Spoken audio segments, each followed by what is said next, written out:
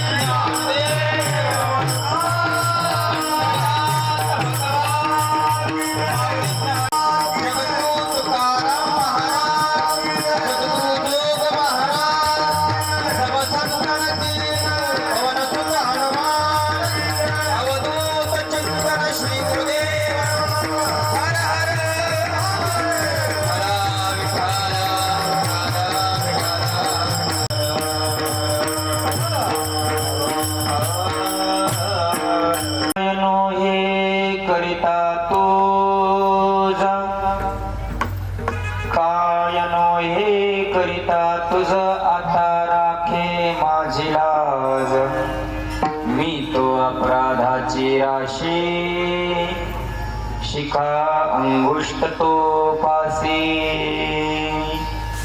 त्राहे त्राहे त्राहे मज कृपा दृष्टी पाहे मी तो अपराधाची राशी शिखा अंगुष्ट तो पासी तुका म्हणे देवा तुका म्हणे देवा सत्य घ्यावी माझी सेवा मी तो अपराधाची राशी शिखा अंगुष्ट तो पासी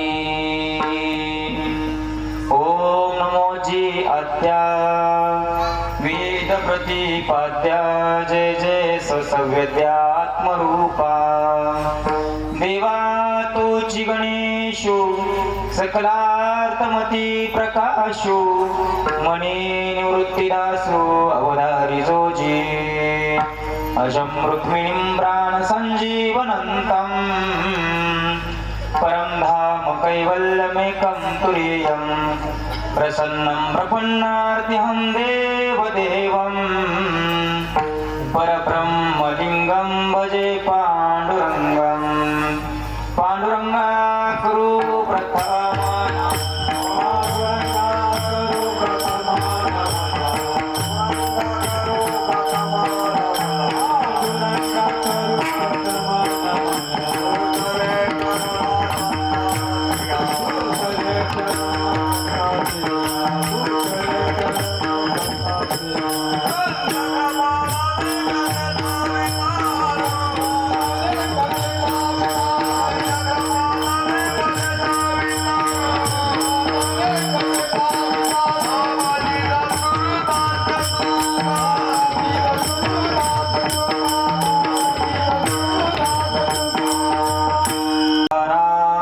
त्रिलोचनाय भस्मांगरागाय महेश्वराय नित्याय शुद्धाय दिगंबराय तस्मै नकाराय नमः शिवाय गुरुर्ब्रह्मा गुरुर्विष्णु गुरुर्देवो महेश्वरः गुरु साक्षात् परब्रह्म तस्मै श्री गुरवे नमः अलंकापुरी रम्य सिंहासनस्थं पदाम्भोज तेजस्फुरदिक्प्रदेशं विदिन्द्राय देवै सदा स्तूयमानं समाधिस्थमूर्तिं भजे ज्ञानदेवं नमो ज्ञानेश्वरा नमो ज्ञानेश्वरा निवृत्ती उदारा सोपानदेवा मुक्ताबाई नमो त्रिभुवना पावनी आद्यात्रय जननी देवाची ऐके वचना कमलापती मजरंकाची विनंती कर जोडितो कते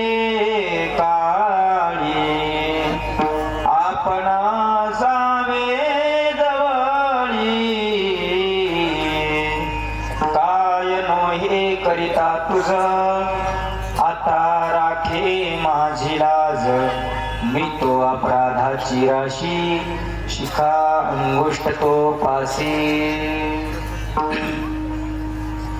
अनंत कोटी ब्रह्मांड नायक आराध्य दैव श्री पंढरीश पांडुरंग परमात्म्याच्या सकल संतांच्या भगवान श्री दत्तात्रयांच्या सेवेकरता निवडलेला अभंग महान भगवत भक्त विश्ववंदनीय संत श्रेष्ठ वैराग्य मूर्ती सच्चिदानंद स्वरूपनीय संसार तारू श्रीमंत श्री ज्ञानसिंधू तुकोबाराय यांचा चार चरणाचा उत्कृष्ट अशा प्रकारचा हा अभंग असून या अभंगातून विश्ववंदनीय तुकोबाराय भगवान श्री पंढरीश पांडुरंग परमात्म्याकडे अतिशय महत्वाची मागणी करतात. विठ्ठल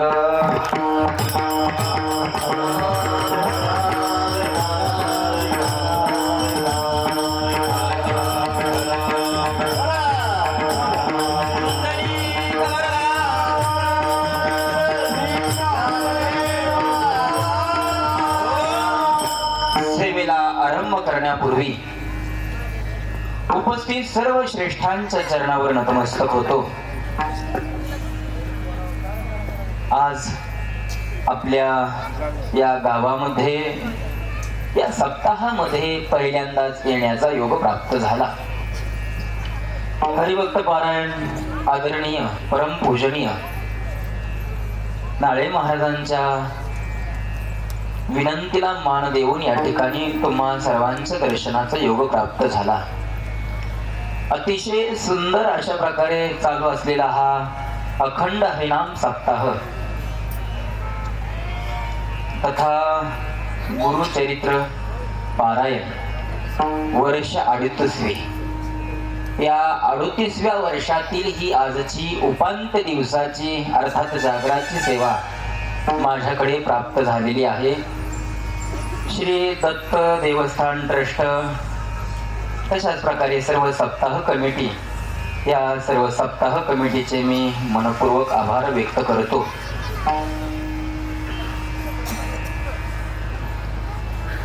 अतिशय सुंदर आणि भव्य दिव्य अशा प्रकारचं हे नियोजन आणि यामध्ये चालू असलेला हा नामयज्ञ कीर्तन सोहळा.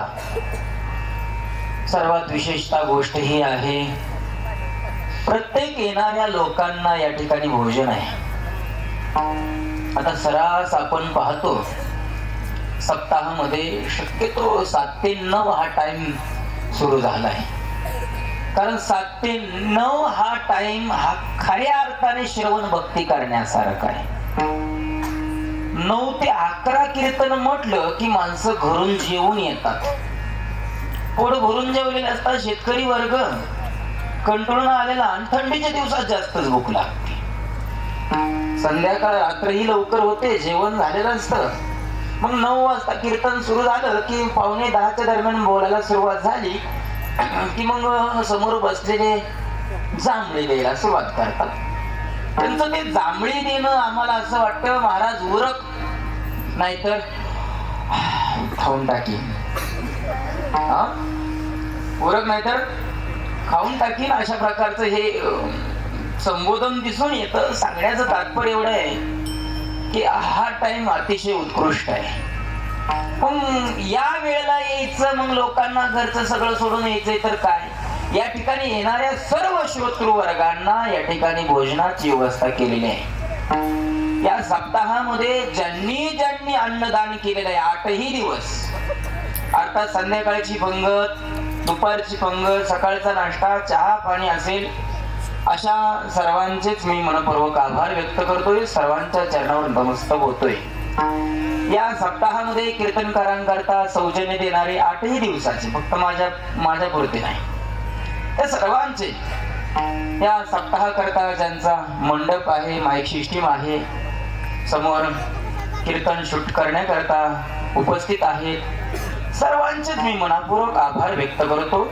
या सप्ताहाकरता लाभलेले उत्कृष्ट अशा प्रकारे आदरणीय मृदुंगाचार्य आहेत, उपस्थित सर्व टाळकरी, विणेकरी, उपस्थित सर्व श्रोतृवर्ग, स्वयंपाक बनवणारे आचार्यापासून विणेकरी वगैरे सर्वांच्या चरणावर मी नतमस्तक होतोय. कारण हा सप्ताह चालवणं वाटतं तेवढी सोपी गोष्ट नाही. दिसायला माणसाला वाटतं बघ चांगलं टामटूम आहे, परंतु करत त्याला कळतं. त्यामुळे या सप्ताहाकरता आपल्या आपल्या पद्धतीने जेवढी मदत करता येईल तेवढी केली पाहिजे. कदाचित कुणाला वाटेल यांना सांगायला सांगितलंय काय की, तसं काही नाही. प्रत्येक सप्ताहामध्ये पार्श्वभूमी मांडत असताना मी हे वाक्य बोलून जातो. कारण सप्ताह वाटतो तेवढं सोपं नाही आणि एका दोघांचं कामच नाही. आपल्या आपल्या परीने आपल्याला जे सहकार्य करता येईल त्या पद्धतीने आपण सहकार्य करावं. हा 38वा असणारा हा सप्ताह अशाच प्रकारे 50 वर्ष व्हावेत, 108 वर्ष व्हावेत, हा नामयज्ञ अखंड अशा प्रकारे चालत राहावा. भगवान श्री दत्तात्रेयांच्या जन्मोत्सवानिमित्त चालू असलेला हा नामयज्ञ कीर्तन सोहळा, त्यातील ही आजची ही सेवा मी या ठिकाणी आरंभ करतोय. गुरुवर्य गाथामूर्ती परमपूजनीय आदरणीय नामनिष्ठ संत तुल्य श्री गुरु राऊतबाबांच्या चरणावर कोटी कोटी प्रणिपात करून सेवेला आरंभ. विठ्ठल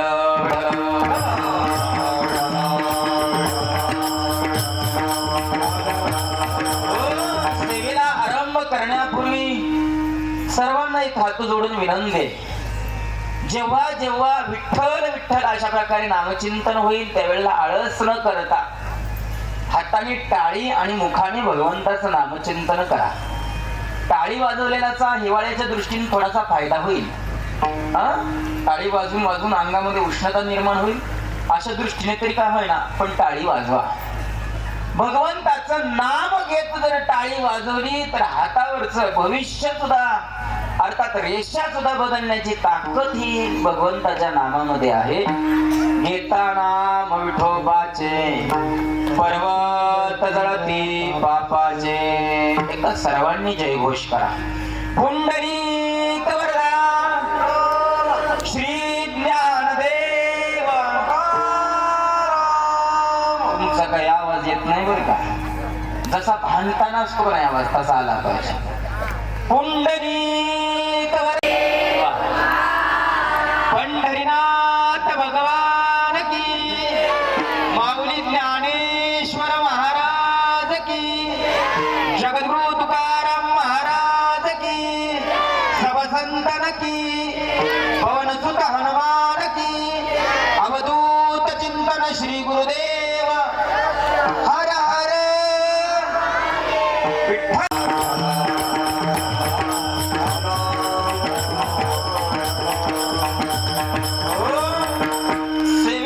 निवडलेला अभंग आपल्या वारकरी संप्रदायामध्ये कलशस्थानी शोभणारे जगद्गुरु तुकोबारांचा आहे.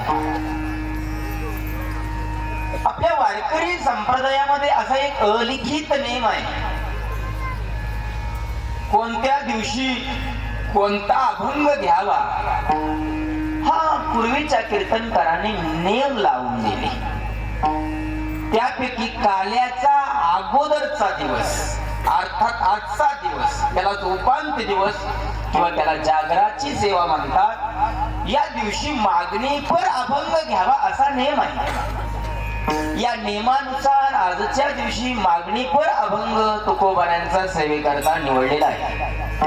आणि या अभंगातून तुकोबाराय भगवंताकडे अतिशय महत्वाची मागणी करतात. तुकोबाराय देवाकडे मागणी करतात असं नाही, तुम्ही आम्ही सुद्धा देवाकडे मागणी करतोय. नवे नवे देवाकडे काहीतरी मागण्या करता आपण जातोय हे निश्चित आहे. आपण देवाकडे मागतो पण देव मागत नाही. काय म्हणतोय मी समजते ना? आपण देवाकडे मागतो पण देव मागत नाही. देवाविषयी मागत नाही, मागतो ते संसाराविषयी मागतो. आणि संसाराविषयी मागितलेलं सगळंच हे नाशिवंत आहे. जे आपण मागतोय, ज्याची आपण प्राप्ती करून इच्छितोय, ज्ञानोबाराय ज्ञानेश्वरी मध्ये सांगतात, उपजेते नाशे नाशिले पुनरपी दिसे, हे गटिका यंत्र जैसे परिभ्रमेगा. आपण जे मागतो ते सगळं शरीर अथवा हे भोग हे सगळे नाशिवंत आहेत. जन्माला येतात मरतात. या संसारातल्या गोष्टी भगवंताकडे आपण मागतो. आणि यदा कदाचित जर ती मागणी आपली पूर्ण नाही झाली तर माणसं देव सुद्धा बदलतात. साधी गोष्ट, दारामध्ये गाई असेल म्हैस असेल, ती गाई म्हैस जर धार देत नसेल ना तर माणूस मोकळा त्याला जपत नाही. सहज माणसं म्हणतात काहीच कामाची नाही तर कशाला ठेवायची, द्या कसायला. काहीच कामाची नाही तर कशाला ठेवायची. कामाची नसणारी गाई आणि कामाची नसणारी म्हैस सुद्धा आपण दारामध्ये ठेवत नाही. ज्या झाडाला फूल येत नाही ते झाड सुद्धा दारातून काढून टाकलं जातं. खिशामध्ये शोभणारा पेन तो तोपर्यंतच आपण खिशामध्ये ठेवतो जोपर्यंत त्याच्यामध्ये शाई एकदा कशाही संपली तर कितीही पेन आवडत असला तरी टाकून देतो. अतिशय कौतुकाने घेतलेला गजरा केसाला तोपर्यंतच असतोय जोपर्यंत तो सुगंध देतोय. आणि जो एकदा का त्याचा सुगंध आणि टवटवीतपणा गेला की कोणीही त्याला केसाला ठेवत नाही, ना गुलाबाचं फुल कोण खिशात ठेवत नाही. सुकलं की तेच पायथळी येते. ही लोकांची प्रवृत्ती देवाच्या ठिकाणी सुद्धा दिसून येते. ही लोकांची प्रवृत्ती देवाच्या सुद्धा ठिकाणी दिसून येते. देवाने जर आपली मागणी पूर्ण नाही केली तर लोक देव सुद्धा बदलतात. हे जगाचं आश्चर्य आहे. लोक देवाकडे जातात, देवाला प्रार्थना करतात, देवा नोकरी भेटू दे. नोकरी भेटली की तेवढं थांबत नाही, देवा चोकरी भेटू दे. कळते ना बाळांनो, चोकरी म्हणजे अपेक्षा वाढत जातात. आणि यदा कदाचित देवाने जर दिलंच नाही तर आपण देव बदलतो. हा देव काही कामाचा नाही, दुसरा देव घेतो. आता इथे छोकरी भेटणं याला देवाने काय करावं? लोकांच्या अपेक्षा वाढल्या त्याला. विठ्ठल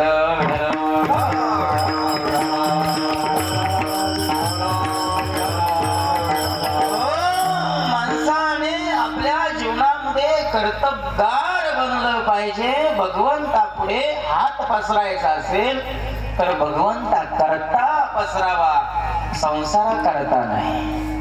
आपण देवाकडे मागणी करतोय, ती मागणी नाशिवंत आहे. आणि नाशिवंताची केलेली मागणी एक दिवशी आपल्याला बोंबलायला कारण ठरते. देवाकडे मागायचं असेल तर नाशिवंत मागायचं नाही. देवाकडे मागायचं असेल तर खोटं मागायचं नाही, खरं मागायचं, ज्याच्यामुळे आपलं कल्याण होईल.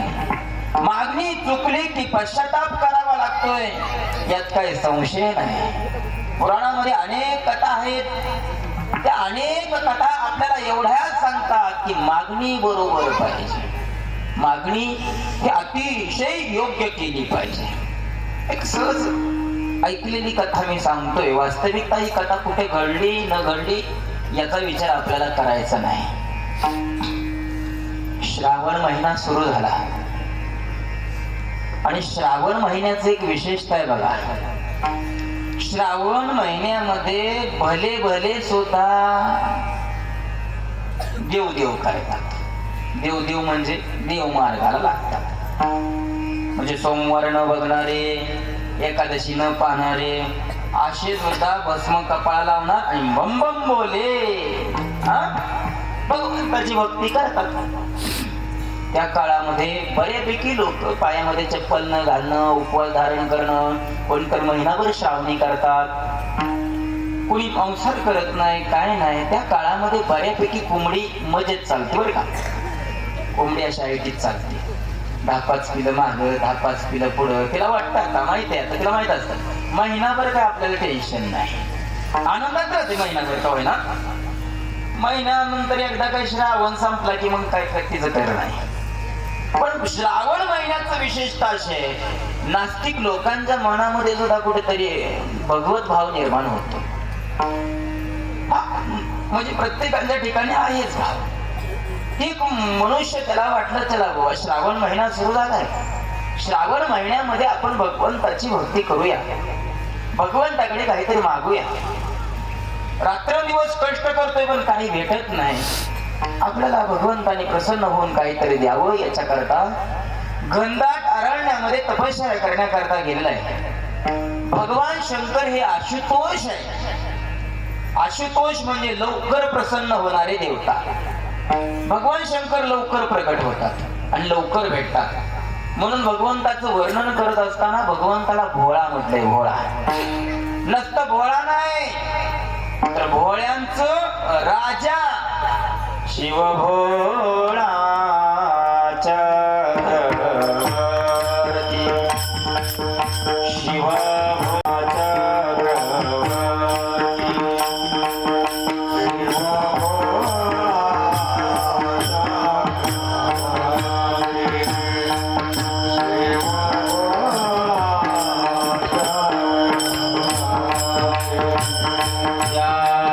पाया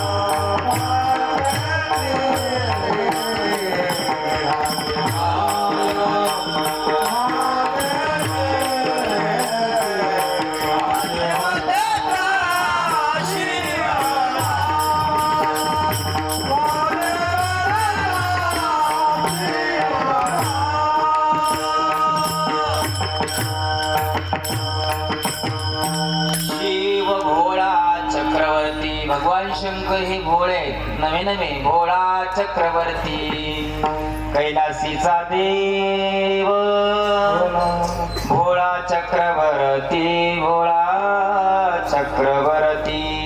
भगवान शंकराची तपश्चर्या सुरू केलेली. 1 महिना पूर्ण झाला. बाळांनो लक्ष आहे ना? मांडी घालून बस. हा शाना आहे वाघ. 1 महिना पूर्ण झाला. कशाला रे?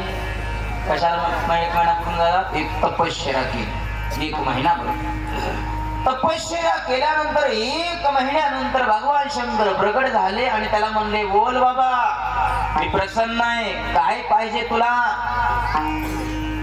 त्यावेळेला तो मनामध्ये विचार करू लागला, देवाला मागण्याकरता तर तपश्चर्या करतोय, पण काय मागावं हेच कळ ना मला. त्याच्या मनामध्ये विचार आला, आपण 1 लाख रुपये मागू. 1 लाख रुपये. पण 1 लाख जरा कमीच होती. परत विचार केला, 1 लाख नको, आपलं एखादी एकर मागू, पण 1 एकर बी कमीच होईल. काही मनामध्ये विचार करायचा आणि परत त्याला वाटायचं कमी होतंय कमी होतंय कमी होतंय. परत त्यांनी मनाने विचार केला, हे सगळं जे करतोय ते आपण पोटासाठी करतोय ना. कशासाठी पाहिजे आपल्याला? पोटासाठी पाहिजे. पैसा कशासाठी पाहिजे? पोटासाठी पाहिजे. जमीन कशासाठी पाहिजे? पोटासाठी पाहिजे. सगळं पोटासाठीच पाहिजे. तर पोटा करता लहान लागणार गहूच मागू की? इतभर पोटासाठी पोटासाठी केवढी मोठी आटाटी केवढी मोठी आटाटी.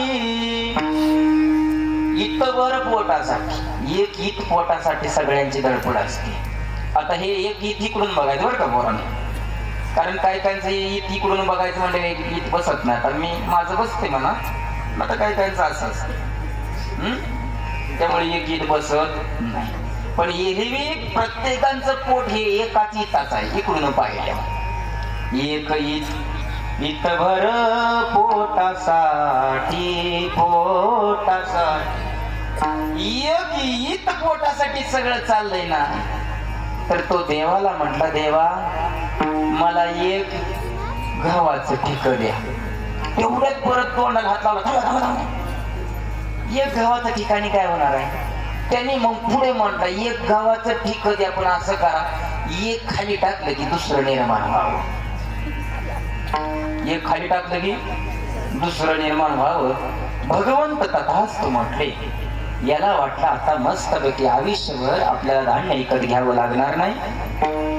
जेवढं काही धान्य आपल्याला लागतंय तेवढं आपण आपल्या फायद्यासाठी ठेवू, बाकीचं विकून टाकू, त्याच्यावर मी पैसे येतील.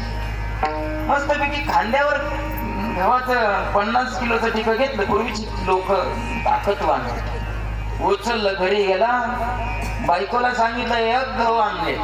बायकोनं डोक्याला हात लावला, एवढे तपश्चर्या 1 महिना गेले आणि एवढे गहू आणले. आता बघ तरी चमत्कार.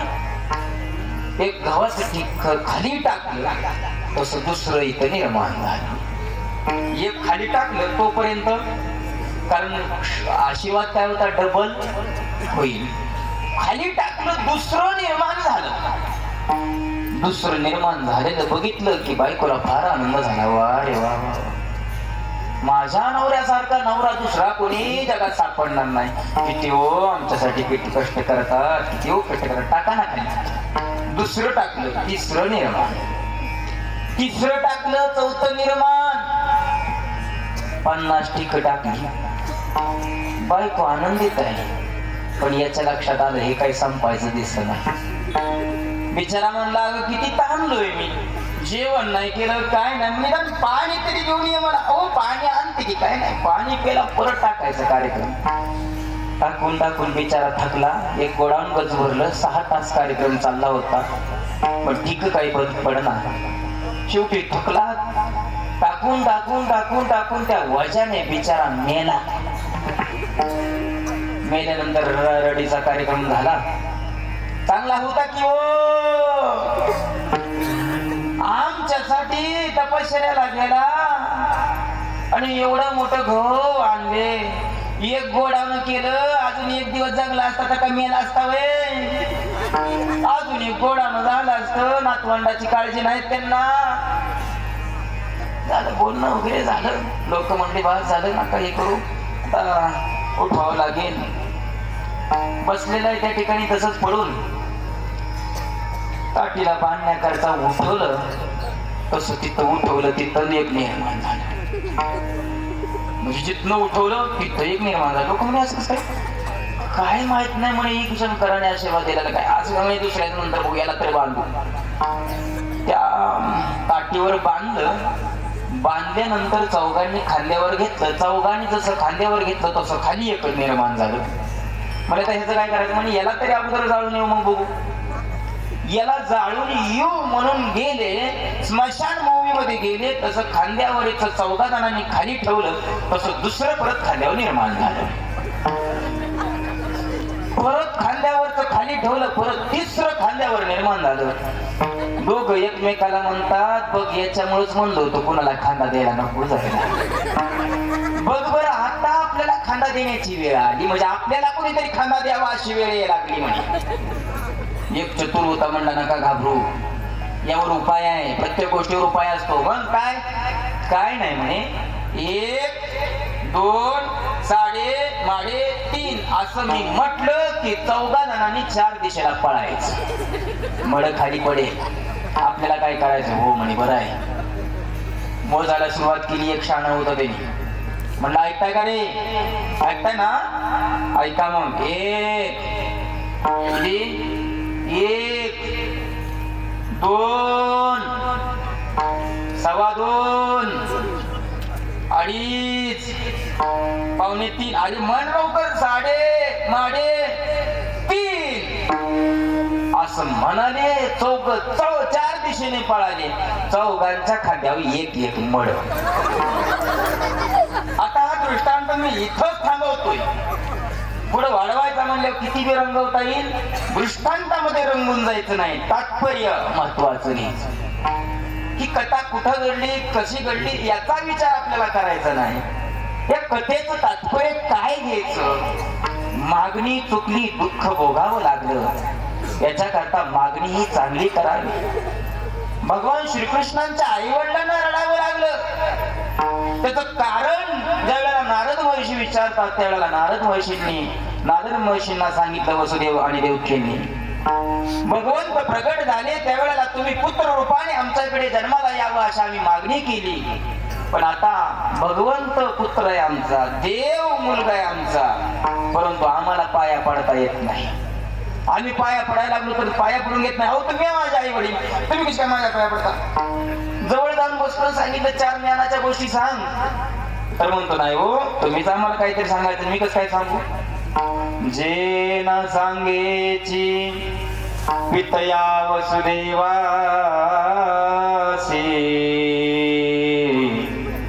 जे न सांगेची माता देवकीसी जे न सांगेची बंधू बळीभद्रासी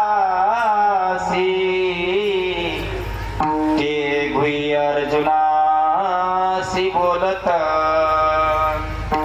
त्यामुळे मागणी अतिशय महत्वाची.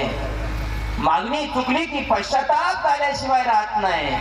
आणि काय मागावं हे आपल्याला कळत नाही. याच्याकरता आपण आपल्या मनाचं डोकं न लावता साधू संतांनी जी मागणी केली तीच मागणी आपण करावी. काय साधू संतांनी मागणी केली. अभंगाचं प्रथम चरण.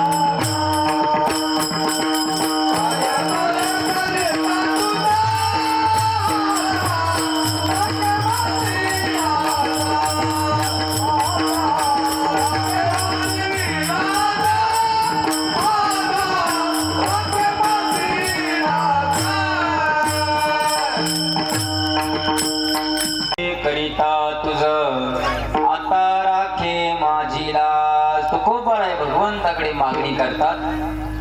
ही मागणी पहिल्या चरणाच्या उत्तरार्धात आहे. आता राखे माझी लाज. परंतु त्या मागणीची पार्श्वभूमी म्हणून तुकोबाराय भगवंताची स्तुती करतात पहिल्या चरणाच्या पूर्वार्धामध्ये. काय नोहे करिता तुझ देवा, तुझ करिता काय नोहे. तू जर करायचं ठरवलं तर तुला अशक्य काहीच नाही, अशा प्रकारची भगवंताची स्तुती केली. आपण सहज एकमेकाची स्तुती करताना म्हणतो ना, हो आमकाम ती होय, अहो त्याला काय अशक्य आहे हो, तुम्ही जर ठरवलं तर त्याला काय बी करता येतं. हे जसं बोलणं आहे तशाच प्रकारे तू कोबाराय देवाला म्हणतात. काय नो हे करिता तुझं देवा, तू जर करायचं ठरवलं तर तुला काय अशक्य आहे. करशील तरी नो हे काही, राईचा डोंगर पर्वत राये,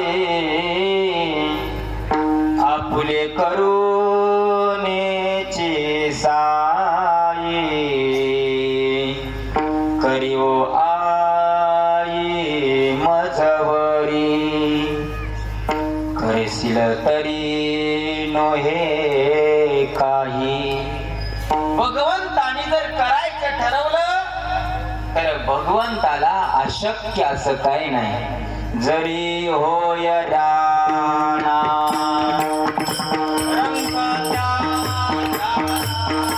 जरी होय राणा,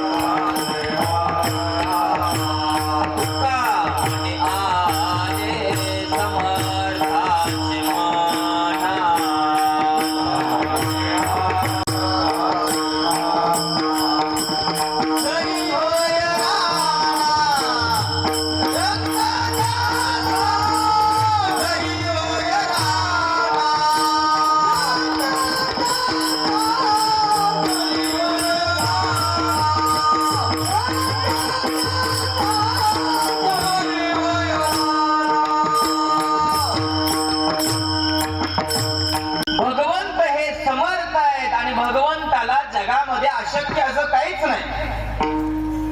बघा, आपण भगवंताचं चरित्र पाहिलं आणि ते चरित्र जर आपल्याशी जोडू गेलो तर मग आपल्याला लक्षात येतं भगवंताला अशक्य असं काहीच नव्हतं. आता मला सांगा, भगवंताला बायका किती होत्या हो? भगवान श्रीकृष्णांना हो का तुम्हाला नव्हतं लग्नाला बोलवलं? 108 बरोबर सांगितलं. फक्त अजून एक आहे की पुढं आकडा 16,108. आता लक्षात राहतील किती? 16,000 आणि वर 108. आणि आता एक सुद्धा आता भेटत झाले का? 16,108 भगवंताला बायका होत्या. पण कमी काहीच नव्हतं एकीला सुद्धा. कसं काय घडलं? भगवंताला अशक्य असं काहीच नाही. भगवंताने करंगळीवर पर्वत उचलला होता. आपला हांडा सुद्धा उचलणार नाही. भगवंताने पर्वत उचलला. भगवंताला अशक्य असं जगामध्ये काहीच नाही. गोकुळातला एक सुंदर प्रसंग आहे, लक्ष देऊन ऐका. भगवंताचं वय लहान आहे, 7 वर्षाचे बालक आहे. परंतु पूर्वीच्या काळामध्ये आई वडील हे लेकरांना लवकर कर्तबगार बनवायचे. आपला जो काही व्यवसाय आहे ना, तो व्यवसाय लगेच मुलाला शिकवायचे. आताचा काळ जरा बदलला. माणसाच्या वृत्तीमध्ये आळस फार वाढला हो. विज्ञानाची प्रगती जशी झाली तसं माणसाचं शरीर फार आळशी झालेलं दिसून येते. माणसाला कष्ट नको वाटते. कमी कष्टामध्ये अधिक फळ घ्यावं अशी अपेक्षा राहिली. त्यामुळे फार या गोष्टीचा अतिरेक होऊ लागलाय. हा कुठतरी थांबला पाहिजे. पूर्वीच्या काळामध्ये लोक मात्र कर्तबगार होते, ते आपल्या मुलाला शिकवायचे. आता हे गवळी अर्थात त्यांचा व्यवसाय म्हणजेच गाई सांभाळणं, धारा वगैरे काढणं, ते विकणं, दूध विकणं. ते धार काढण्याकरता भगवान श्रीकृष्ण चाललेले जात असताना समोरून राधा राणी आलेले आहेत. राधा राणीकडे पाहत पाहत जाऊन बसले. ते बसले तसं गाईच्या खाली बसायचं ठेवून बैलाच्या खाली बसले. मुलांना लक्ष आहे का? आता मला सांगा, धार गाई देते का बैल देतो? गाई देते. आणि भगवान श्रीकृष्ण गाईच्या खाली बसले का बैलाच्या? बैलाच्या. चुकून बसले. आता देईल का धार? नाही. चुकून बसले बैलाच्या खाली. जसं बैलाच्या खाली बसलेलं बघितलं यशोदामाईने, तसं यशोदामाई मोठमोठ्याने हसायला लागल्या आणि म्हणू लागल्या, कृष्णा तुला एवढं कळत नाही का रे? अरे बैल धार नाही देत, बैल दूध नाही देत, गाई देत असते. मग पुढे बघितलं मग लक्षात आलं, अरे बैल आहे. पण आता मोठी माणसं असतात ना, मोठी माणसं सहजासहजी आपल्या चुका कबूल करत नाहीत. मग आता चूक लपवायसाठी भगवंत चतुराईने बोलू लागले, आई, अगं आई, तुला वेळ आहे का? थोडा वेळ काय रे बाळा? आहे की वेळ? मला थोडस बोलायचं अतिशय महत्वाचं आहे. काय रे बाळा? काय नाही, मीच येतो तुझ्याकडं. असं म्हणून भगवंत जवळ गेले. आईला उंच कट्यावर बसवला, आईच्या पायाजवळ बसले आणि आईला म्हणू लागले, आई खरं खरं सांगायचं बरं का, खोटं बोलायचं ना. आई, मी जन्माला यावं याच्या करता काही नवस केलते का? आई म्हटली, बाळा एक नवस केला नाही, अनेक नवस केले. कोणता देव सोडला नाही. डोंगरावरचा, दरीतला, घाटातला, बांधावरचा, वेशीवरचा, घरातला, सगळे देव, सगळ्या देवाला नवस केले. आई नवस केले खरं आहे, पण नवस फेडले का? आई म्हटली, यशोदामाई म्हटलं, हो मला जसं आठवतंय तसं सगळे फेडले. एखादं चुकून राहिलं तर अगं राहिलाय. माझं म्हणणं आहे राहिलाय नक्की कोणता तरी. असं का म्हणतोय बाळा? अगं आता मी ज्या वेळेला चाललो होतो त्यावेळेला ती गाई होती आणि मी खाली बसून बैल झाला.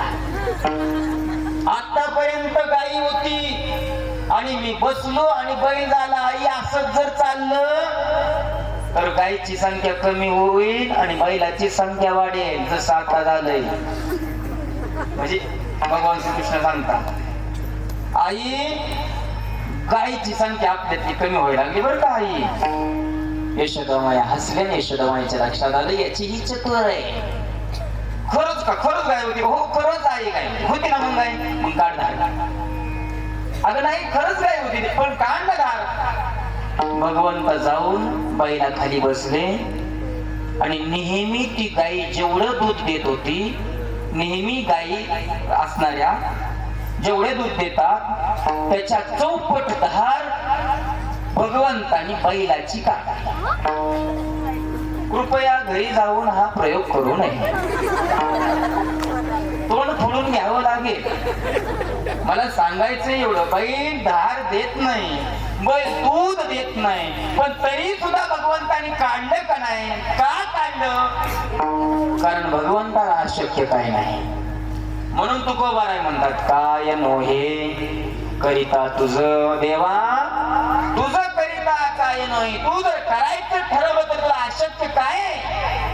ज्ञानोबा ज्ञानेश्वरी 3ऱ्या अध्यायात सांगतात, मृतपुत्र आणिला तो तुवा पवाडा केला. भगवंतांनी 12 वर्षपूर्वी मेलेला गुरूंचा मुलगा तो समुद्रामध्ये मेला होता. शंखासुराने त्याला खाऊन टाकलं होतं, त्याची हाडं सुद्धा राहिली नव्हती.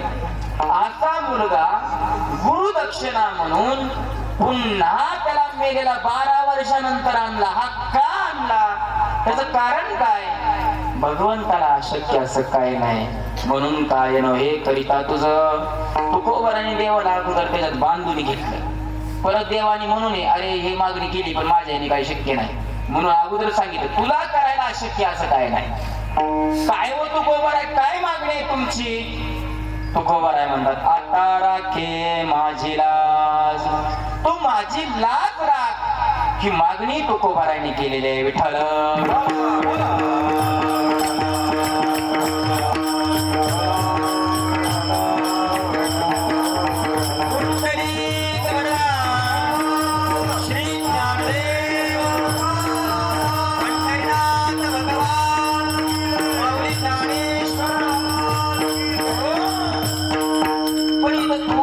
शंका येते बघा, थोडं लक्ष देऊन ऐका म्हणजे तुमच्या अभंग लक्षात येईल. कुणाला ऐकण्यास जड तर जात नाही ना कीर्तन? अभंगाला धरून कीर्तन चालू आहे आणि मी अभंग सोडून कधीही बोलत नाही. आता राखे माझी लाज, अशा प्रकारे तुकोबाराय म्हणतात. म्हणजे तुकोबाराय म्हणतात माझी लाज तू राख. आता तुकोबाराय म्हणतात माझी लाज राख, म्हणजे तुकोबारायांना कशाची लाज वाटत होती? आता तुम्हा आम्हाला लाज वाटते, पण ज्याची वाटायला पाहिजे त्याची वाटत नाही, नको त्याची लाज वाटते. माणसाला कीर्तनामध्ये आल्यानंतर टाळी वाजवा म्हटलं की टाळी वाजवायची लाज वाटते. कसं वाजवायची टाळी? टाळी वाजवायची लाज वाटते. पण मग तंबाखू मारताना टाळी वाजवायची नाही लाज वाटते. मंदिरात बसणार, मंदिरात बसून गाभाऱ्यामध्ये तंबाखू चोरणार, तिथं टाळी वाजवणार, तिथं नाही लाज वाटत. देवासमोर बसले आपण कसं काय तंबाखू खावी, तिथं नाही काय वाटत. अहो हे करा की टाळ घेऊन उभा राहा. नाही हो, ते कुठं आमचं काम आहे, लाज वाटते मला. म्हणजे कीर्तनामध्ये टाळ घेऊन नाचण्याकरता लाज वाटते, पण तिथं डीजी समोर कुणाचं लग्न असेल तर वर्धाव्यामध्ये नाचायला तिथं नाही लाज वाटत. पिऊन नको त्या गोष्टीची लाज वाटते, आणि ज्याची वाटायला पाहिजे त्याची वाटत नाही. कपाळाला गंध लावा, नाही हो आम्हाला लाज वाटते. आपल्या धर्मामध्ये सांगितले गंध लावा, पण गंध लावण्याची लाज वाटते. लावायचीच म्हणलं तर आपल्या टिकली थोडीशी लावायची. अलीकडच्या स्त्रियांना साडी नेसायची लाज वाटते. ज्याची वाटायला पाहिजे त्याची वाटत नाही लाज, आणि नको त्याची लाज वाटते. माळ घालायची तर नको महाराज, उग माळ घातल्यावर लोक बुवा म्हणतात. आता बुवा मग काय पोत्राच म्हणायचं का? माळ घातल्यावर बुवाच म्हणणार ना, पण लाज वाटते. ज्याची वाटायला पाहिजे त्याची नाही वाटत. भगवंताचं नामस्मरण करा या, नको वाटत. पण तासन तास मोबाईल बघत बसतो त्यावेळेला नाही काय लाज वाटत. काही पिढी बिघडली मोबाईल मुळे. आज सहज माणसं रात्रीच्या वेळेला 10 वाजता अंथरुणावर पडले, हातामध्ये झोपत असताना मोबाईल घेतला, कधी 2 वाजल्या कळत नाही. पापणी पडत नाही, पापणी. पण कीर्तन 7 ते 9 असलं तर माणसाला वाटतं कधी कीर्तन संपेल. 2 तासाचं कीर्तन, त्यामध्ये अर्धा तास गायनामध्ये जातोय, शेवटचे 15 मिनिटं गायनामध्ये जातात. 1 तासाचं वक्तृत्व ऐकण्याकरता सुद्धा आपल्याला आळस येतोय. परंतु मोबाईल आपण तासन तास पाहतो, काही वाटत नाही. क्षमा करा, परंतु एक बोलून जातो. मोबाईल हा जेवढा उपयोगाचा आहे, जेवढा फायद्याचा आहे, तेवढा तो तोट्याचा आहे जर त्याचा अतिरेक झाला तर. सध्याच्या या युगामध्ये मोबाईल सारखी जवळची आणि अतिशय उपयोगाची गोष्ट दुसरी कोणतीच नाही. मोबाईलवर सगळं आहे. मोबाईलवर घड्याळ आहे, मोबाईलवर रेडिओ आहे, मोबाईलवर सगळं अख्खं जग आहे. इथून आपल्याला दिल्लीला जायचं म्हटलं तर दिल्लीचा मार्ग मोबाईल दाखवतो. महाराष्ट्रामधल्या, भारतामधल्या कुठल्याही लहान वस्तीवर, वाडीवर जाऊ सुद्धा मोबाईल मॅप दाखवतोय, नकाशा दाखवतोय. मोबाईल मध्ये नाही असं काहीच नाही, सगळं आहे. पण या मोबाईलचा वापर करता करता आपण आपल्या जवळच्या माणसाला दूर तर नाही ना करत, याचा विचार करा. पूर्वीच्या काळामध्ये लोक एकमेकाच्या घरी गेले ना तर बसायचे, पाणी वगैरे प्यायचे, चहा पाणी घ्यायचे, घरातलं लेकरू तुरु तुरु पळत यायचं, त्याला मांडीवर घ्यायचे, खाऊ द्यायचे, त्याच्याशी गप्पा गोष्टी करायचे. बाळा कितवीला आहे, काय पुढे तुला काय व्हायचंय, असं तर विचारायचे. तुझी मुलगी केवढी आहे, तुझा मुलगा केवढा आहे, आमचा आमचा तसं वगैरे सोयरीक जोडायचे, तासन तास गप्पा मारायचे. आताचा काळ बदलला.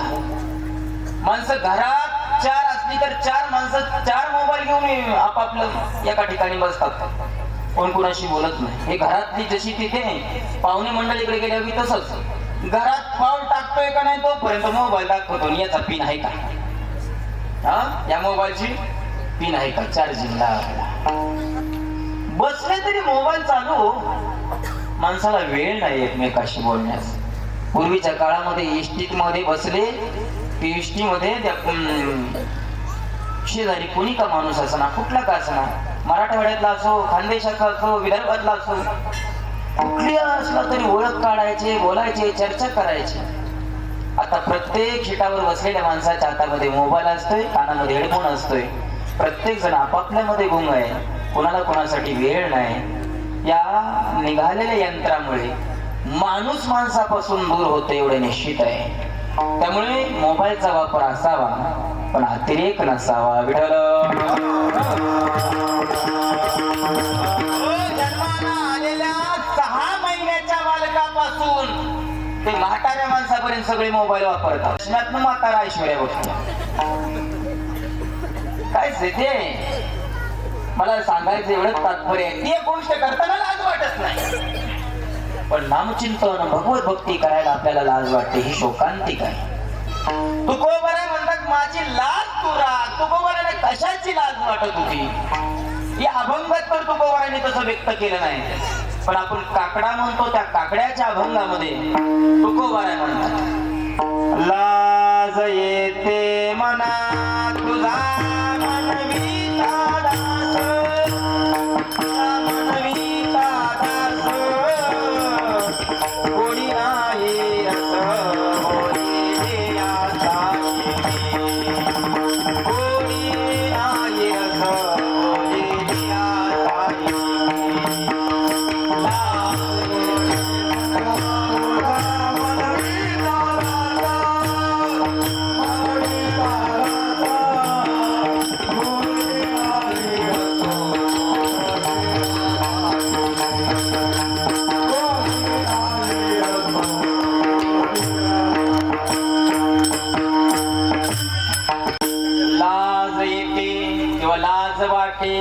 मना तुझा म्हणविता दास. देवा तुझा मी दास आहे असं म्हणायला मला लाज वाटते. म्हणजे देवाचं दास म्हणायला लाज कशाची वाटते? कारण काय तुकोबर असं का बोलतात लाज वाटते म्हणून? त्याचं कारण काय तुकोबरांना हे सांगायचंय. मी खऱ्या अर्थाने तुझा भक्त नाही, जसा भक्त पाहिजे तसा अजून बनलोच नाही, पण तरी सुद्धा लोक मला तसं म्हणतात. नव्हे दास करा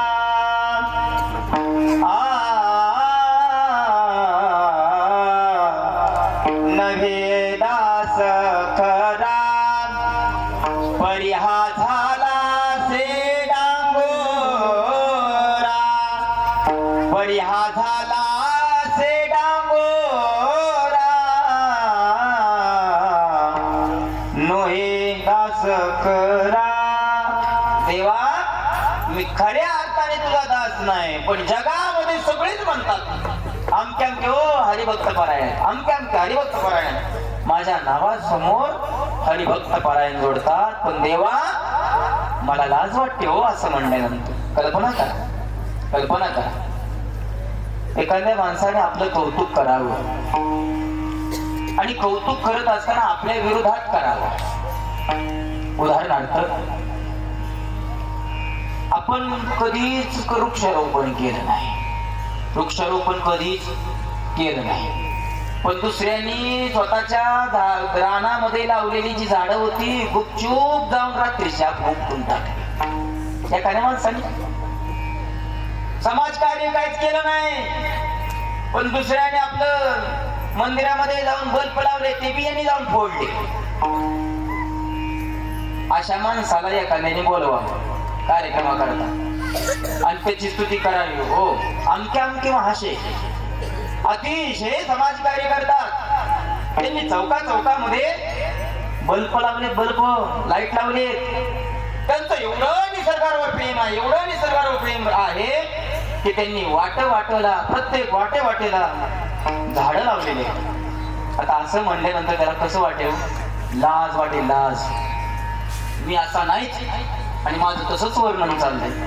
हे जसं वाटावं तसं तुकोबाराय म्हणतात. हे सगळं जग मला भक्त म्हणतंय, पण देवा माझ्या ठिकाणी तसे गुण नाही, म्हणून आता राखे माझी लाज. मग तुम्ही कसे आहात? अभंगाचं द्वितीय.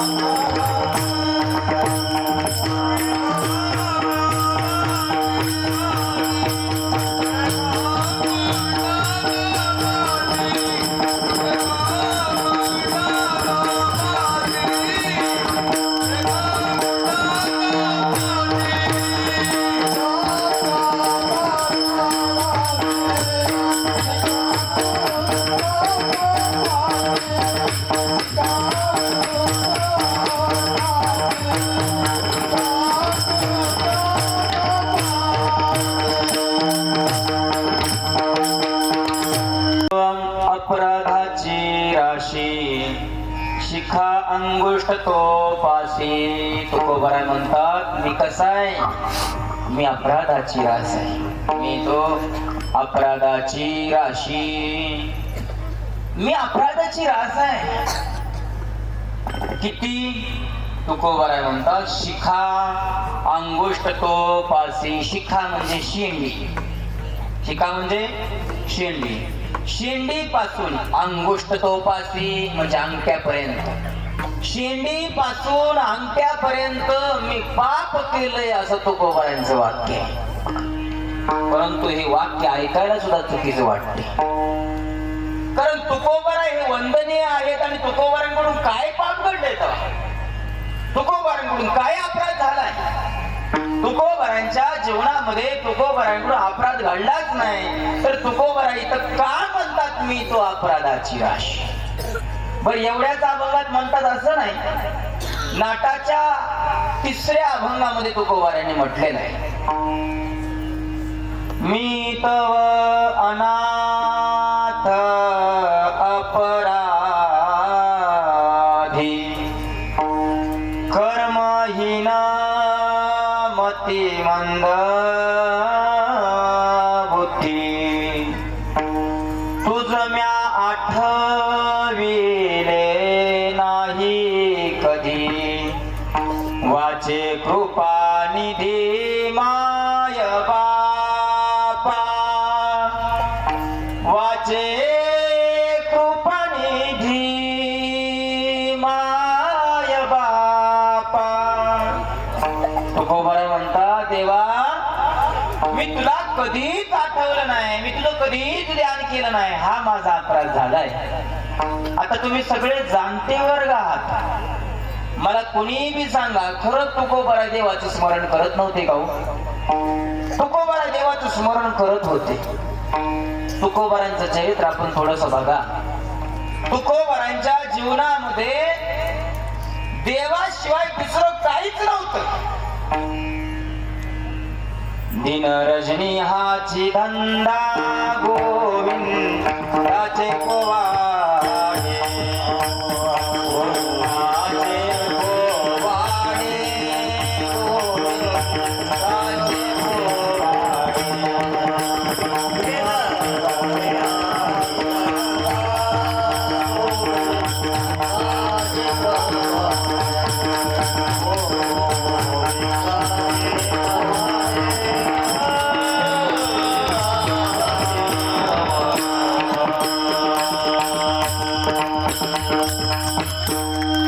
हाची धंदा तुकोबाराय सांगतात रात्रंदिवस आम्हाला एवढाच व्यवसाय आहे काय गोविंदाचे पोवाडे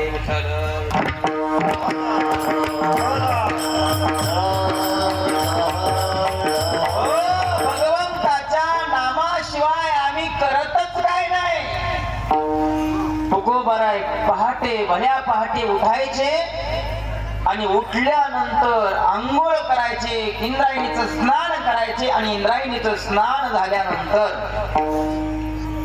तुकोबाराय हातामध्ये विना आणि चिपळ्या घेऊन कधी भंडारा डोंगरावर कधी भामचंद्र डोंगरावर तर कधी गोरडिया डोंगरावर जाऊन बसायचे देहू पासून जवळ अंतरावर हे तिन्ही डोंगर आहेत आपण सर्व वारकरी आहात देऊला गेले आहात आपल्याला ज्ञात आहे देहू पासून अगदी 15-16 किलोमीटर अंतरावर काही गोरडिया डोंगर फक्त लांब आहे भामचंद्र आणि भंडारा डोंगर जवळ आहे तुकोबाराय जायचे आणि त्या डोंगरावर जाऊन तपश्चर्या नामस्मरण करायचे दुसरं काही करतच नव्हते तुकोबाराय अखंड भगवंताचं चिंतन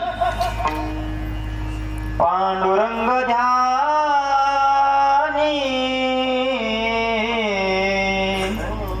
पांडुरंग मणी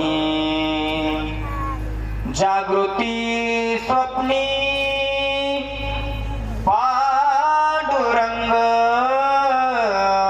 जागृती स्वप्नी पांडुरंग अखंड स्मरण करायचे एक दिवशीचा प्रसंग आहे तुकोबाराय भंडारा डोंगरावर जाऊन बसलेले आहेत परंतु तुकाराम महाराजांच्या पत्नी जिजामाऊली या खऱ्या पतिव्रता होत्या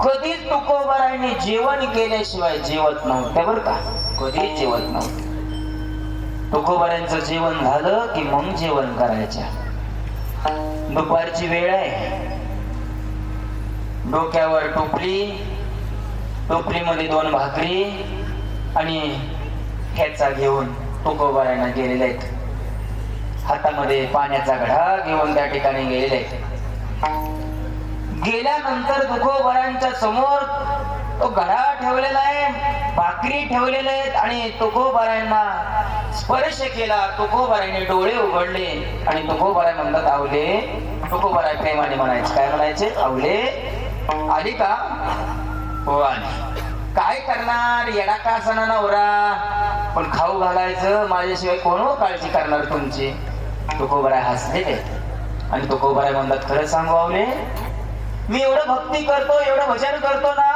हे भजन करण्याकरता माझ्या शरीरामध्ये शक्ती जी येते ते शक्ती तू बनवलेल्या अन्नापासून आहे. तू मला खाऊ घालते, मी जिथं असेल तिथं घेऊन येते स्वयंपाक, म्हणून मी आहे जिवंत. मी जर तूच नसते, तू जर मला खाऊच घातलं नसतं तर माझं शरीर कधीच पडलं असतं. नका हो काय बी बोलू उगाच. अवले एक विचारू तुला, विचारा की काय त्याचं असतं, विचारा. खरं खरं सांगशील? हो खरं सांग. मला आठवतंय तसं मी एकदा सुद्धा तुला सांगून आलो नाही कधी. भल्या पाटे मी निघून येतोय, आपली लेकरं सुद्धा उठलेली नसतात त्यावेळेला मी निघून येतोय.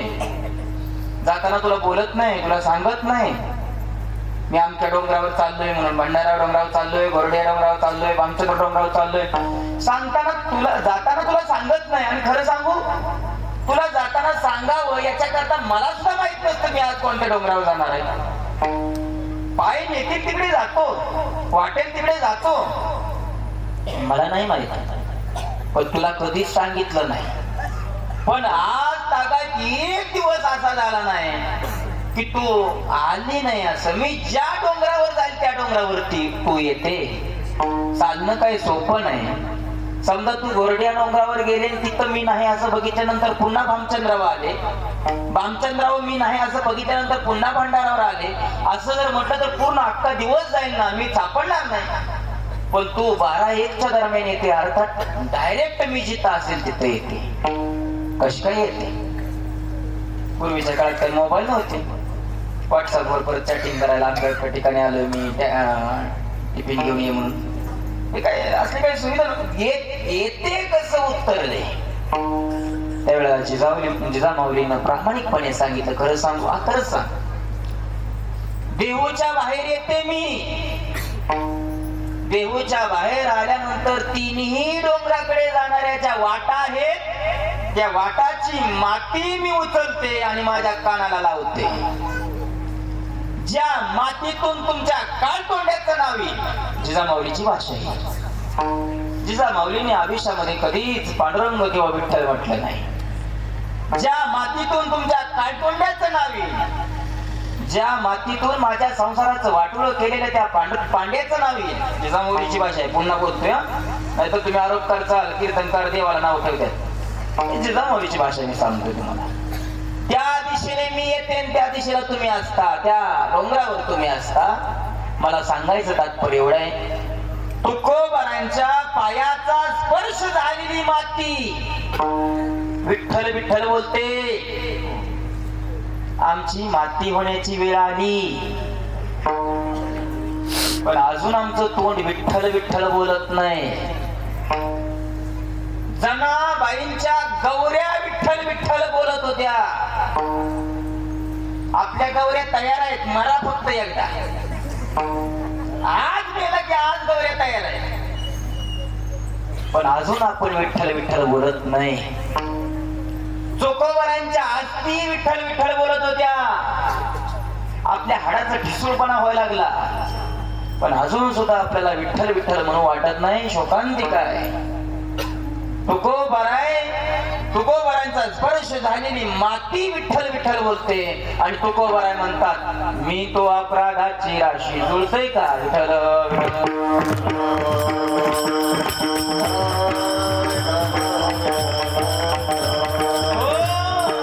दुसरा एक प्रसंग सांगतो आणि मी पुढे वळतोय. फार वेळ घेत नाही, वेळेमध्ये कीर्तन सोडतो. एक काशीचा ब्राह्मण ज्ञानोबारांच्या दरबारामध्ये येऊन बसला, अर्थात आळंदीला येऊन बसला. ध्यान लावलं आणि ज्ञानोबारांना प्रार्थना केली, आपण मला प्रगट व्हावं आणि मला दर्शन देऊन उपदेश करावा. रात्रीची वेळ तो झोपला आणि ज्ञानोबारा त्याच्या स्वप्नामध्ये आले आणि सांगितलं, आता इथलं बंद आहे, देऊला जा. देऊला तुकाराम महाराज आहे, ते तुकाराम महाराज तुला जे सांगतील त्याप्रमाणे तू वाग, त्यांचा उपदेशाचं पालन कर. आता यांनी काही तुकाराम महाराजांना कधी पाहिलं नव्हतं. कोणी असेल म्हणे काय करायचं आपल्याला, पण आता माऊलींनी सांगितले म्हटल्यानंतर जावं लागेल. पहाटे 3 वाजताच निघाला. आळंदी ते देहू 16 किलोमीटर अंतर आहे. लगातार नॉनस्टॉप जर चाललं तर 3 तासामध्ये आळंदी ते देहू हा प्रवास होऊन जातो. 6च्या दरम्यान ते गावामध्ये प्रवेश करू लागले. ज्या वेळेला ते गावात प्रवेश करत होता तो ब्राह्मण, त्यावेळेला गावातील लोक हातामध्ये डबडं घेऊन, डबडं कळतं का? वेगवेगळ्या भाषेमध्ये म्हणजे भागामध्ये वेगवेगळी भाषा वापरली जाते. कोणी त्याला डबडं म्हणतं, कोणी त्याला टरमळ म्हणतं, कोणी आपलं बकेट म्हणतं, कोणी बाटली म्हणतं, कोणी बाटली घेऊन जातं, कोणी काय नाही, दगडावर काम भागवतं. अलीकडच्या काळामध्ये स्वच्छता अभियान राबवल्यामुळे या गोष्टी फार कमी झाल्या. पण पूर्वीच्या काळामध्ये माणसं ही बहिर्देशेला अर्थात बाहेरच जायचे शौचाकरता, त्यामुळे बहिर्देशेकडे चाललोय असं म्हणायचे. कुठे चाललोय? बहिर्देशेकडे. बहिर्देशेकडे म्हणजे परसाकडे, परसाकडे म्हणजेच टॉयलेट, अर्थात शौचाकरता जायचे. तर बाहेरच्या दिशेला सगळे येत होते. काही माणसं बसलेले होते. त्याचाच बघा काय काय ठिकाणी माणसं रस्त्याच्याच कडीन बसतात. कोणी माणसं आली की ते सांगितलं जातं आपले सहर्ष स्वागत करत आहे, उभं राहतात. सगळं चालूच राहते. त्या वेळेला त्या ब्राह्मणाला एक फार मोठा चमत्कार दिसला. एक व्यक्ती शौचाकरता बसलेले आहे आणि मुखामध्ये नामस्मरण चाललंय. पांडुरंग हरी वासुदेव हरी, पांडुरंग हरी वासुदेव हरी, नामस्मरण चाललंय. काय माणसं आहेत म्हटलं, कधी देवाचं नाव घेतात काय कळत नाही ना. तशाच प्रकारे चर्चा करत करत गेले. इंद्रायणीचं स्नान केलं. भगवान श्री विठ्ठलांची रुक्मिणी मातेची स्वयंभू मूर्ती देहूमध्ये दर्शन केलं आणि नंतर लोकांना विचारलं, का हो इथं तुकाराम महाराजांचं घर कुठं आहे? लोकांनी सांगितलं काय मंदिराला चिटकूनच आहे. तुकोबारांच्या दर्शनाकरता त्यांच्या दारात गेलेल्या आहेत. जिजामाऊली बाहेर भांडी घासत होत्या. विचारलं, हे तुकाराम महाराजांचं घर का? हो, हे तुकाराम महाराजांचं घर. कुठं आहेत महाराज? बसले असतील टाळखुटे ताट. म्हणजे हे असा घरातच सन्मान म्हणल्यानंतर कसं काय चालायचं? आत गेलेले मग मात्र पायाच्या खालची माती सरकली त्यांच्या.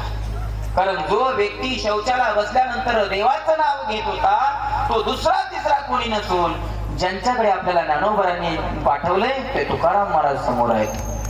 मनामध्ये विचार करू लागले, काय उपदेश करणार?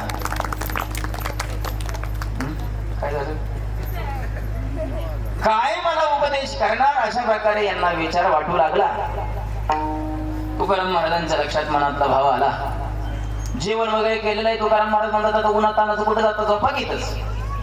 दुपारची वेळ झोपलेले आहेत आणि झोपल्यानंतर अचानक याला जाग आली तर कानावर त्याच्या देवाचं नाव पडू लागलेलं आहे. पांडुरंग येतोय. त्यांनी जरी बारकाईने लक्ष दिलं मग त्याच्या लक्षात आलं तुकाराम महाराज झोपलेले आहेत. पण तरी सुद्धा तुकाराम महाराजांच्या केसातून रोमातून भगवंताचा नामाचा उल्लेख येतोय. आपल्या शरीरावर एकूण 3.5 करोड केस असतात. शास्त्रकारांनी सांगितले. किती लेकरांनो? किती? 3.5 करोड केस असतात. शेंडी पासून अंगठ्यापर्यंत. घरी जाऊन मोजायचे एक एक. तुकोबरा एका वेळेला 3.5 करोड वेळा नामस्मरण करत होते. असे तुकोबरा आहे. माझी मज झाली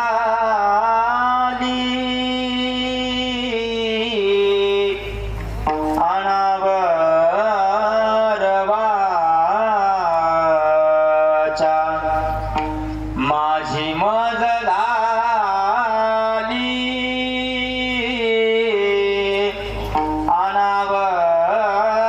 अनावरवाचा, छंद या नामाचा घेतला से, छंद या नामाचा घेतला से.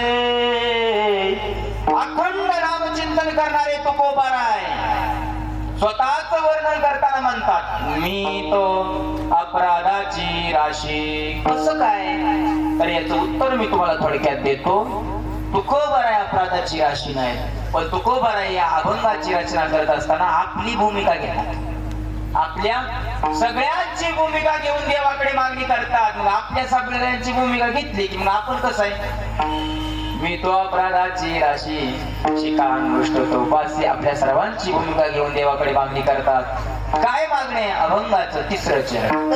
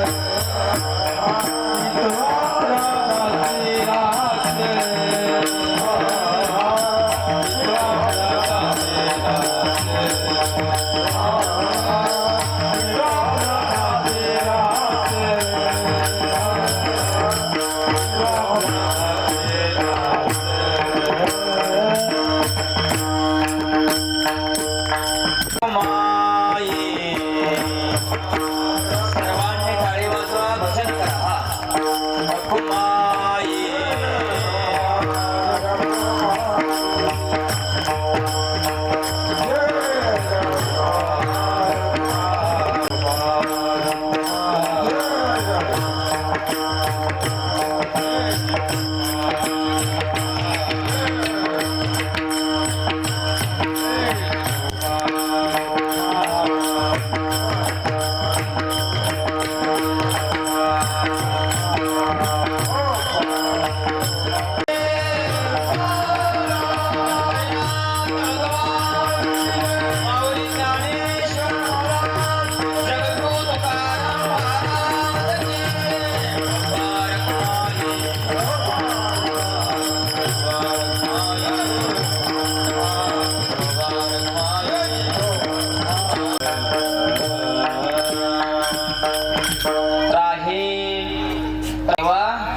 काय कर तू? त्राहीत राहीत राहे. देवा तू माझं रक्षण कर. अशा प्रकारे तुकोबारांनी 3 वेळा म्हटलेला आहे. रक्षण कर हा शब्द 3 वेळा वापरला.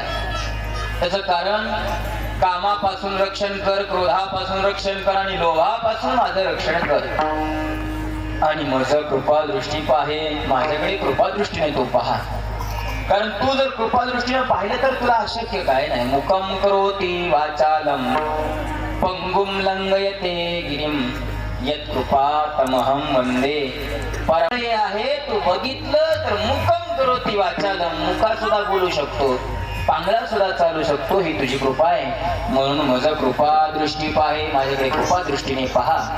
त्यामुळे देवा आतापर्यंत झालं, पण इथनं पुढे तरी माझ्याकडून खरी सेवा करून घे. अभंगाचं शेवटचं चरण.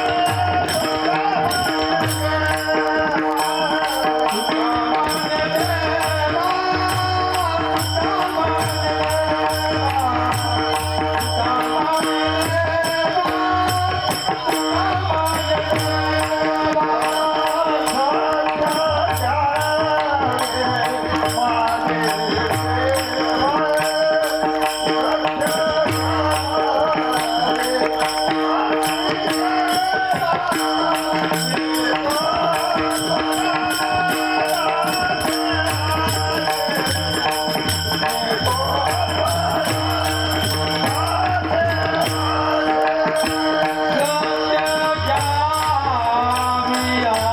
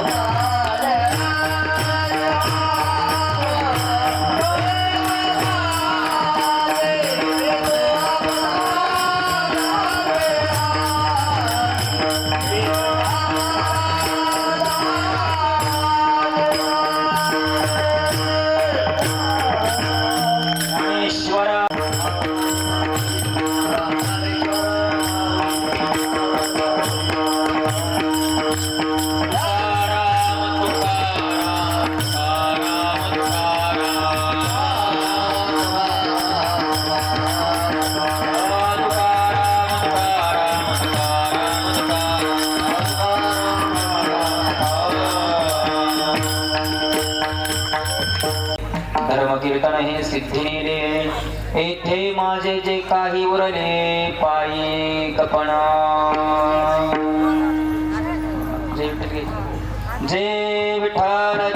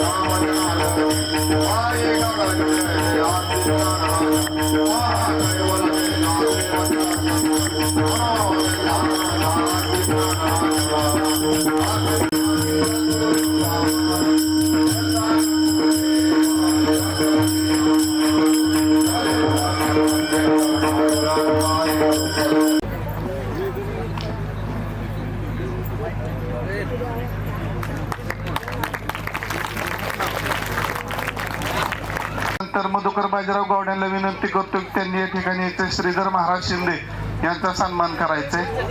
ज्यांची ज्यांची नावं घेईल त्यांनी थोडस या ठिकाणी लवकर यायचंय. नवनाथ बोन्नी बाळासाहेब महाराज गायकवाड यांचा सन्मान करायचाय.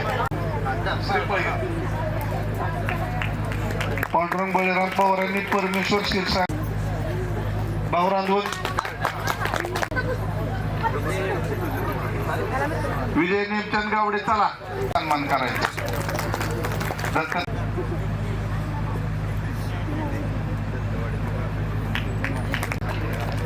गणेशांना सावळाराम गावडे यांनी पुढे यायचे. दत्तात्रय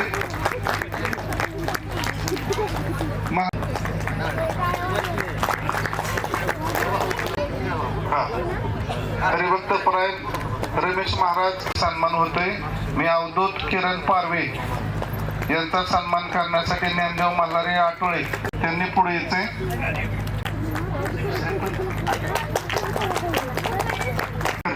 यांचा सन्मान करायचा दायगोड्यांनी. बाळकृष्ण बापूराव लवकर यायचं सगळ्यांनी.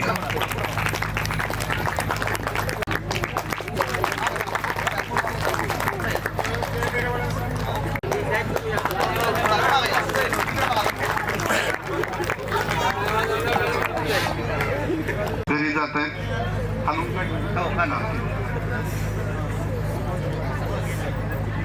पांडुरंग मोहरकर,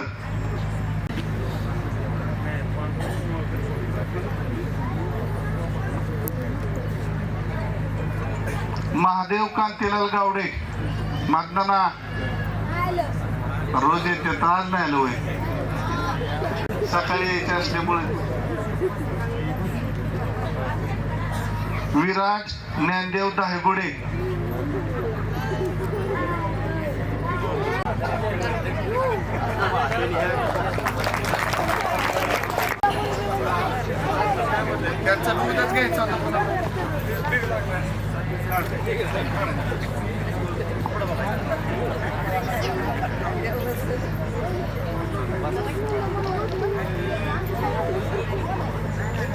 अनिता किरण गावडे आल्यात का?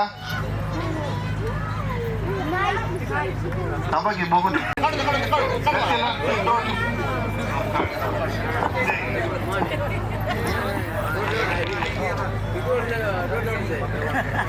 सौ शोभा सोनार,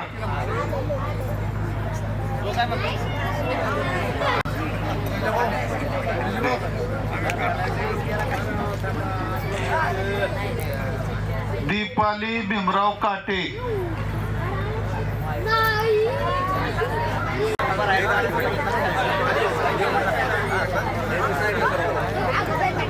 कांताबाई रांधवन,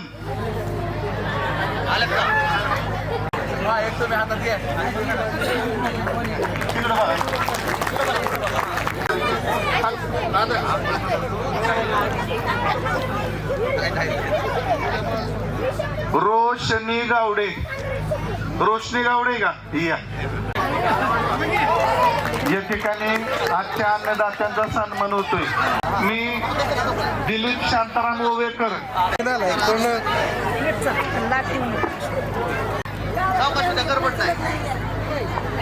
इकडे बघा.